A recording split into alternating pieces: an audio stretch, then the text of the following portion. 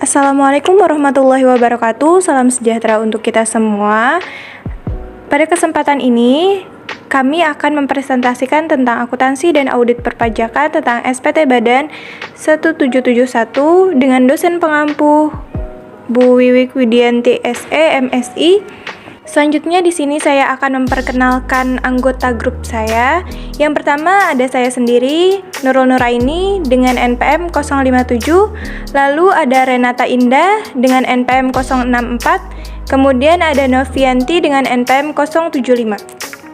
Sebelum masuk pada SPT 1771, di sini saya akan menjelaskan tentang apa itu SPT.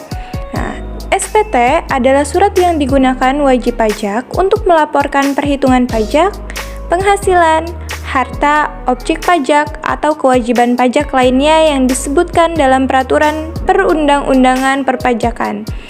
SPT membuat informasi seputar jumlah pajak terutang serta pelunasan pajak yang telah dilakukan dalam periode tertentu. Selanjutnya, fungsi SPT. Yang pertama, bagi setiap wajib pajak, SPT memiliki fungsi sebagai suatu sarana untuk melaporkan pertanggungjawaban atas perhitungan jumlah pajak, seperti pembayaran atau pelunasan pajak yang telah dilaksanakan sendiri ataupun melalui pemotongan atau pemungutan pajak yang dilakukan oleh pihak lain.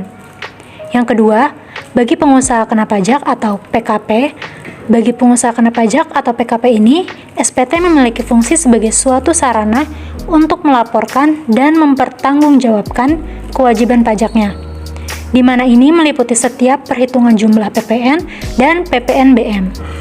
Terkait dengan hal pengkreditan pajak masukan atau PM terhadap pajak keluaran atau PK. Yang ketiga, bagi pemotong atau pemungut pajak SPT, ini memiliki fungsi sebagai sarana untuk melaporkan pajaknya, serta memberikan pertanggungjawaban atas kewajiban pajaknya, yaitu pajak yang telah dipotong atau yang telah dipungut oleh pihak lain serta penyetorannya. Yang keempat, bagi petugas pajak, SPT memiliki fungsi sebagai suatu sarana untuk menguji kepatuhan wajib pajak. Hal ini ditujukan dalam rangka melaksanakan serta menjalankan fungsi pengawasan. Selanjutnya, profil dari PT Industri Jamu dan Farmasi Sidomuncul Tbk. PT Industri Jamu dan Farmasi Sidomuncul Tbk ini adalah perusahaan jamu tradisional dan farmasi dengan menggunakan mesin-mesin mutakhir. Sebelum memulai, kami mengisi SPT ini dengan acuan laporan keuangan PT Industri Jamu dan Farmasi Sidomuncul Tbk yang terdaftar di BEI.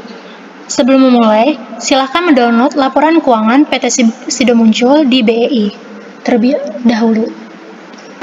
Yang pertama, dimulai dari lampiran 6. Di sini kita membahas daftar penyertaan modal pada perusahaan afiliasi. Yang kedua, daftar utang dari pemegang saham dan atau perusahaan afiliasi. Yang ketiga, daftar piutang kepada pemegang saham dan atau perusahaan afiliasi. Lalu kita masukkan identitasnya dulu, NPWP, nama wajib pajaknya PT Industri Jamu dan Farmasi Sidomuncul Tbk, lalu periode pembukuannya 0121 sampai dengan 1221, yaitu bulan 12 tahun 2021.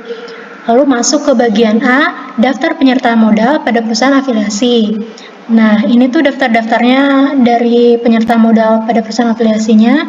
Ada PT Muncul Mekar, lalu ada PT Semarang Herbal, Indoplan. Nah, jumlah penyertaan modalnya segini. Yang pertama itu 899 miliar 749 juta. Nah, yang kedua PT Semarang itu 109 miliar 49 juta. Lalu masuk jumlah bagian A-nya sebesar 1 triliun 8 miliar 798 juta. Lalu masuk ke bagian B, daftar utang dari pemegang saham dan atau perusahaan afiliasi. Dan bagian C-nya juga nggak ada, jadi tidak perlu diisi.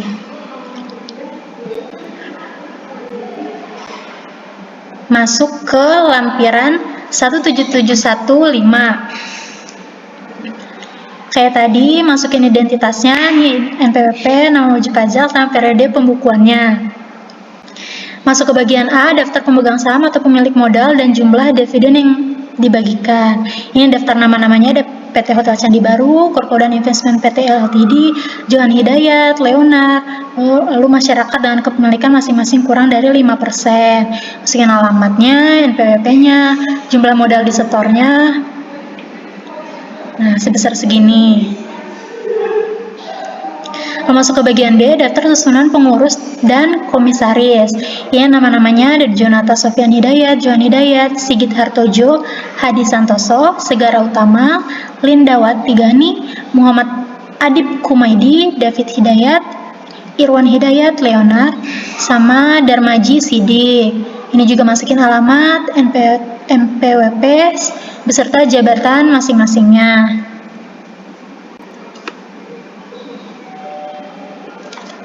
Lalu masuk ke lampiran 4, masukin lagi identitasnya dan NPWP, nama wajib pajak, sama periode pembukuannya.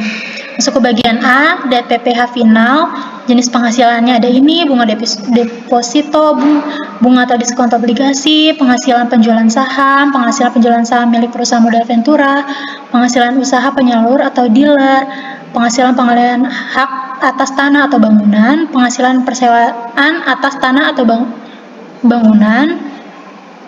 Lalu masuk ke perwakilan dagang asing, pelayaran atau penerbangan asing, pelayaran dalam negeri, penilaian kembali aktiva tetap, transaksi derivatif yang diperdagangkan di bursa. Nah, di sini masukin dasar pengenaan pajak, tarif beserta PPh terutang. PPh terutangnya ini dapat dari mana? Dapat dari dasar pengenaan pajak dikali tarif. Nah, karena laporan keuangan PT sudah munculnya ini hanya ada jumlahnya saja, maka kita pindahkan pada jumlah bagian A sebesar 153 miliar 159 juta ini. Masuk ke bagian B, penghasilan yang tidak termasuk objek pajak. Ada bantuan atau sumbangan, hibah, dividen, iuran dan penghasilan tertentu yang diterima dari dana pensiun, bagian laba yang diterima perusahaan modal Ventura dari badan pasangan usaha, lalu ada sisa lebih yang diterima atau diperoleh badan atau lembaga nirlaba yang bergerak dalam bidang pendidikan dan atau bidang penelitian dan pengembangan yang telah terdaftar pada instansi yang membidanginya, yang ditanamkan kembali dalam bentuk sarana dan prasarana kegiatan pendidikan dan atau penelitian dan pengembangan. Masukin penghasilan brutonya berapa, dan karena di laporan keuangan tidak dijelaskan, hanya ada jumlahnya saja seperti tadi, maka dipindahkan pada jumlah bagian B ini sebesar 1.564.643 juta. Nah, selanjutnya pada lampiran 3 akan dijelaskan oleh Novianti. Baik, selanjutnya saya akan meneruskan lampiran 3 pada SPT 1771. Di lampiran 3 ini terdapat kredit pajak dalam negeri. Seperti biasa, sebelum masuk pada rincian lampiran 3, sebaiknya mengisi identitas terlebih dahulu, seperti NPWP, periode pembukuan, nama wajib pajak, dan periode pembukuan. Pada lampiran 3 ini, di mana akumulasi dari pajak pihak lain dan yang sudah dikurangi dari pajak terutang. Di sini pada PT Industri Jamu dan Farmasi Sidomuncul terdapat 3 jenis penghasilan, yaitu pasal 22, pasal 23, dan pasal 25. Untuk nominalnya sendiri didapat dari laporan keuangan PT Industri Jamu dan Farmasi Sidomuncul tahun 2021. Setelah ditotal, pasal 22, 23, dan 25 menghasilkan nominal sebesar 209.828 juta rupiah. Selanjutnya, pada lampiran 2 SPT 1771 ini berisi perincian harga pokok penjualan, biaya usaha lainnya, dan biaya dari luar usaha secara komersil. Seperti biasa, sebelum masuk perinciannya, kita harus mengisi identitas wajib pajak terlebih dahulu, seperti NPWP, periode pembukuan, dan nama wajib pajak. Lalu, untuk harga pokok penjualan diisi dari beban pokok penjualan, di mana masing-masing harga pokok penjualan dimasukkan ke dalam rincian tersebut. Untuk nominal harga pokok penjualan harus sesuai dengan yang ada di laporan PT Industri Jamu dan Farmasi Sidomuncul. Selanjutnya, biaya usaha lainnya. Untuk biaya usaha lainnya didapat dari rincian beban pokok penjualan dan pemasaran dan beban umum dan administrasi, di mana masing-masing nominalnya dimasukkan dalam rincian tersebut. Biaya usaha lainnya pada PT Industri Jamu dan Farmasi Sidomuncul sebesar Rp680.529.000.000. Dan untuk biaya dari luar usahanya, untuk pembelian barang dagang PT Industri Jamu dan Farmasi Sidomuncul bernominal sebesar Rp726.004.000.000. Dan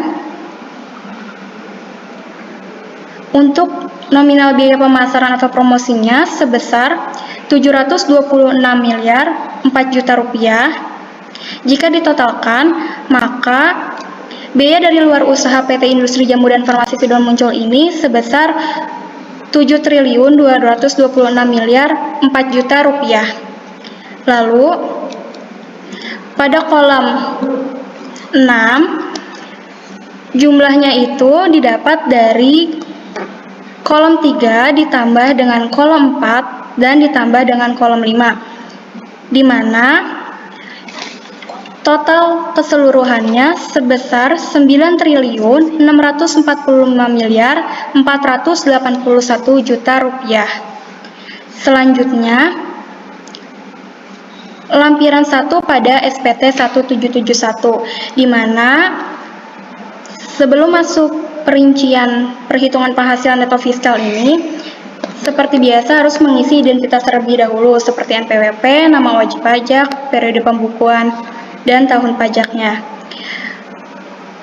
Untuk peredaran usaha pada PT Industri Jamu dan Farmasi Sidomuncul Tbk ini sebesar Rp4.020.980.000.000 dan harga pokok penjualannya Rp1.475.006.000.000. Dan untuk biaya usaha lainnya sebesar Rp684.529.000.000. Lalu penghasilan neto dari usahanya 1A dikurang 1B dikurang 1C menghasilkan nominal sebesar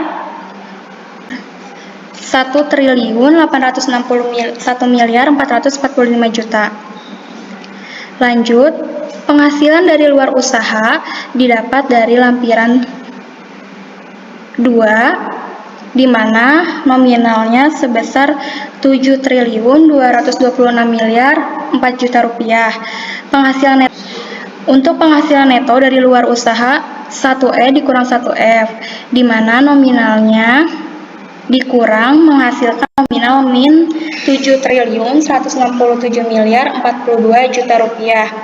Dan untuk jumlahnya 1D ditambah 1G, yaitu menghasilkan min Rp5.305.590.000.000. Dan untuk penghasilan neto komersil luar negerinya di PT Industri Jamu dan Farmasi Sidomuncul tidak ada.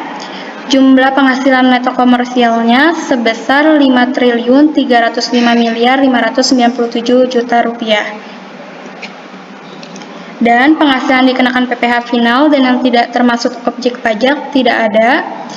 Lalu yang poin 5, penyesuaian fiskal positif. Yang A, biaya yang dibebankan atau dikeluarkan untuk kepentingan pemegang saham sekutu atau anggota sebesar 27.795 juta rupiah. Dan untuk pembentukan atau penumpukan dana cadangan tidak ada. Penggantian atau imbalan pekerjaan atau jasa dalam bentuk natura dan kenikmatan tidak ada. Dan untuk poin D sampai poin K, di laporan keuangan PT Industri Jamu, Farmasi dan Sido Muncul ini tidak ada. Untuk poin I, penyesuaian fiskal positif lainnya sebesar 21.188.4 juta rupiah. Dan untuk poin M, jumlah 5A sampai dengan 5I sebesar 49.679 juta. Lalu poin 6, penyesuaian fiskal negatif. Untuk poin A dan poin B tidak ada pada laporan keuangan PT Industri Jamu dan Sido Muncul. Poin C, penghasilan ditangguhkan pengakuannya tidak ada. Poin D, penyesuaian fiskal negatif lainnya sebesar 209.482 juta.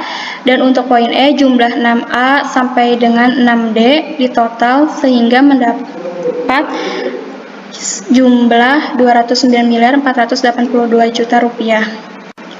Dan untuk poin 7, fasilitas penanaman modal berupa pengurangan penghasilan neto tidak ada pada laporan keuangan PT Industri Jamu dan Sido Muncul. Poin 8, penghasilan neto fiskal. Rumusnya itu 3 dikurang 4 ditambah 5M dikurang 6M dikurang 7B sehingga menghasilkan nominal sebesar min 5.465.400 juta rupiah. Selanjutnya akan dilanjutkan oleh Nurul Nuraini. Baik, yang pertama kita akan mengisi formulir 1771 SPT Tahun Pajak Penghasilan Wajib Pajak Badan. Nah, seperti biasa, kita harus mengisi identitas dulu. Yang pertama NPWP, kemudian nama wajib pajaknya PT Industri Jamu dan Farmasi Sido Muncul Tbk, jenis usahanya manufaktur, KLU-nya tidak terdapat pada laporan keuangan, kemudian nomor teleponnya, nomor faksnya, periode pembukaannya dari Januari 2021 sampai dengan Desember 2021. Negara domisili kantornya itu ada di Indonesia.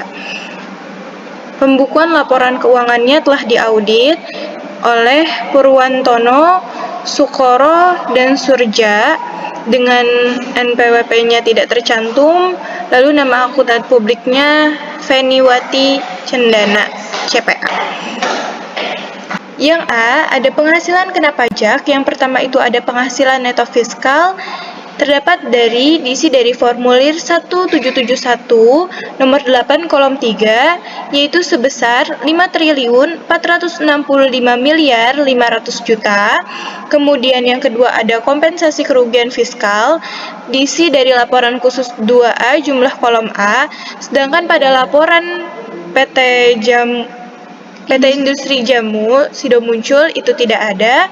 Kemudian yang bagian tiganya penghasilan kena pajak 1 dikurang 2. Jadi untuk penghasilan neto fiskal dikurang dengan kompensasi kerugian fiskal, hasilnya 5.465.500 juta. Kemudian pada bagian B, PPh terhutang nomor 4, PPh terhutang itu kita pilih salah satu dan jumlahnya itu sebesar 354.081.200 juta. Kemudian ada pengembalian atau pengurangan kredit pajak tidak dicantumkan, jadi kita tulis 0. Maka bagian 6 jumlah PPh terhutangnya 4 ditambah 5 atau PPh terhutang ditambah dengan pengembalian atau pengurangan kredit pajak sebesar 354.081.200 juta.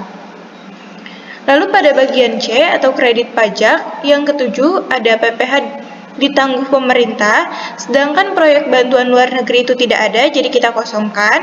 Lalu yang bagian 8A, kredit pajak dalam negeri itu sebesar 209 miliar 828 juta. Kemudian kredit pajak luar negerinya tidak ada.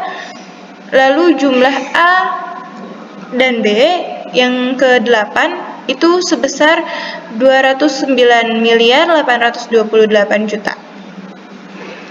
Maka 9 di sini PPh yang harus dibayar sendiri itu sebesar 353 triliun 871 miliar 372 juta dapat dari jumlah PPh terhutang dikurang dengan PPh ditangguhkan dan dikurang dengan jumlah dari kredit pajak dan kredit pajak luar negeri dan dalam negeri.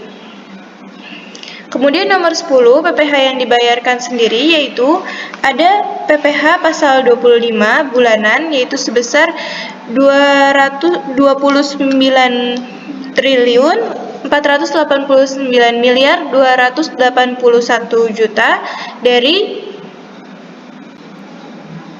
bagian 9 atau PPh yang harus dibayar sendiri dibagi dengan 12.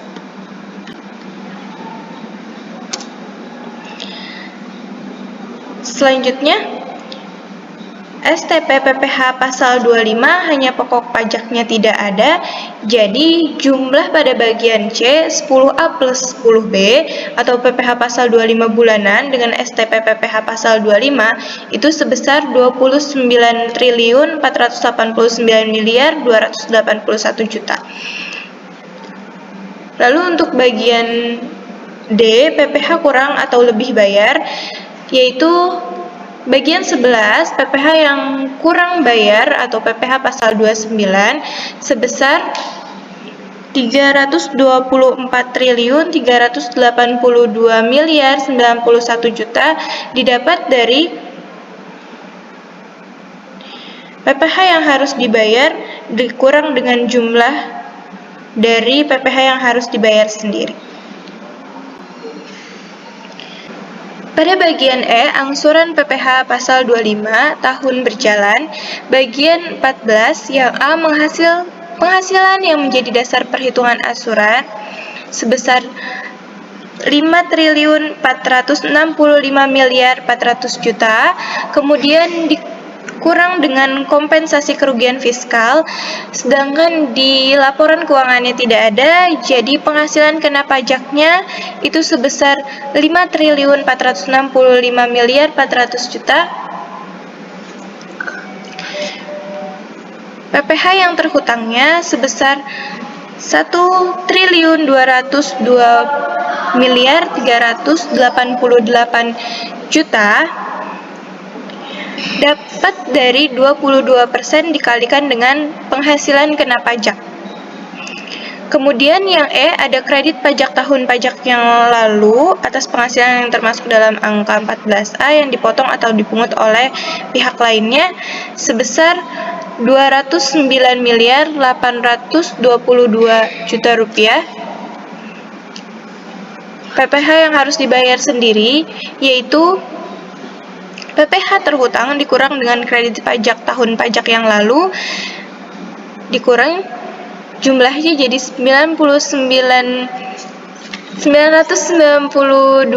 miliar 562 juta. Kemudian yang G, PPh pasal 25 dibagi dengan 12 bulan dari hasil PPh yang harus dibayar sendiri. Jadi, nominalnya adalah 82 miliar 713 juta 333.333 rupiah. Lalu bagian F, PPh final dan penghasilan bukan objek pajak. Yang pertama ini ada bagian 15A PPh final.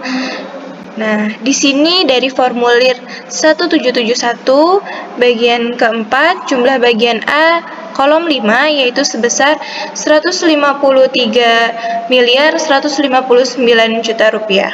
Kemudian penghasilan yang tidak termasuk objek pajak penghasilan bruto, diisi dari formulir 1771 bagian 4 jumlah bagian B kolom 3, yaitu sebesar 1.564.643 rupiah. Terima kasih telah menyaksikan video kami. Sekian dari kami, mohon maaf apabila ada salah-salah kata. Wassalamualaikum warahmatullahi wabarakatuh.